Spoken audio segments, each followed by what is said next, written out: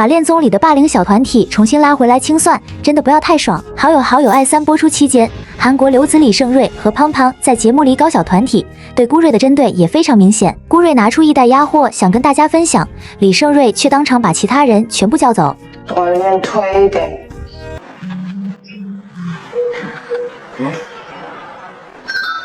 我想吃旺仔，你们想喝旺仔？慢慢走玩啊！怎么还有吃的？快走！看到璇璇趴在桌上睡着了，李胜瑞还专门过去把人拍醒，让他上楼。这一幕真的让人难受啊！璇璇，你睡着了吗？睡着了，快回房睡吧，回房间睡。璇璇，没这事。围观的人一个个都被支走，最后只剩孤瑞一个人尴尬的待在那里。更微妙的是，孤瑞路过的时候，李胜瑞闻到他的香水，直接做出了干呕、想吐的动作。什么？我谁的香水？我你娘的！我的娘！我的娘了！这个劲儿给我熏晕了都，太香了，熏晕了。谁的香水？真的给我熏晕了。孤瑞身体不舒服，吃个药。他转头却说孤瑞爱加戏。哎呦，你这是人占什么戏呢你？甚至当众直接说孤瑞爱搞事情。不要搞一些乱码七糟的事情，就 OK， 懂吧？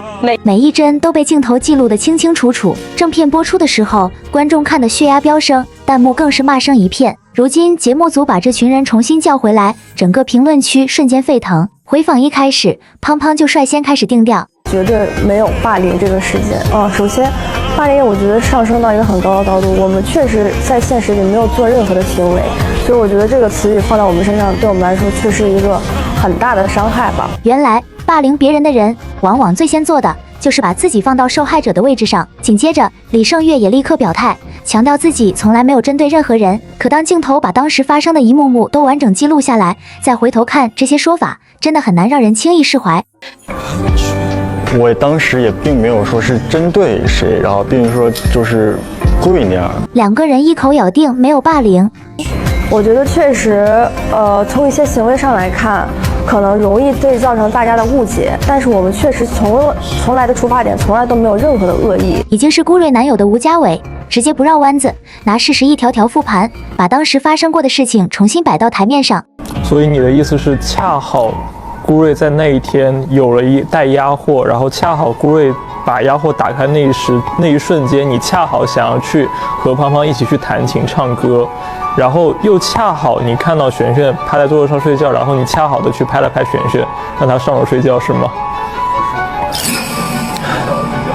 5个恰到好处的问题，直接把李胜瑞问得一时无话可说。吴家伟没有急着下定义，也没有情绪输出，而是沿着时间线一点点还原现场，让事实自己说话。你说这不是针对，那这一连串的巧合又该怎么解释？被一连串事实追问后，李胜瑞明显有些慌了，但嘴上依旧在硬撑，最后甚至开始试图把问题往节目剪辑上甩。可能就是节目呈现的那种感觉，像是在针对。胖胖站出来试图转移矛盾焦点，但是我也想表达一下，因为我觉得这就是大家性格的不一样。比如说，稍等，我真的不想再听到性格不一样这句话了。我一直觉得就是说，做事情一定有好坏之分，跟性格是不一样的。无论是没有恶意，还是只是性格不同，他们一直在试图把一个道德层面的问题降维成所谓的风格差异。而吴家伟对此也是毫不惯着，没有跟着他们绕概念。在节目里面，你们话也说出来了，对吧？那就是那种情绪也让各位感受到了，也让各位接收到了，然后出了节目又说是视角问题，又说是主观问题，又说是什么什么问题，反正自己没问题，性格不一样，然后整体的这一个三观也不一样，但是人类在社会群体里面是有一个普世下的善恶观的。可是我们就如果说你做什么事情，你都是说我做我自己，我做我真实的自己，然后你在不停的去伤害周围的人，那只能说你的人品可能会比较的差。这段话没有一个脏字，却是字字扎在要害上，不给对方留下任何可以钻的空间。而当胖胖被追问恶意到底从哪里来的时，却直接选择拒绝回答。说你觉得顾瑞对你有恶意，就是具体这个我主观的感受的原因，我不想多表达了。之前在节目里，胖胖没少唆使李胜瑞冲锋陷阵，背后议论的时候更是搞得热火朝天。可真到了需要当面解释、给出正面理由的时候，却突然哑火了。而李胜瑞这边则明显顶不住了，录制过程中一度不舒服，甚至突然找起了速效救心丸。啊，你还有那个药吗？那个药。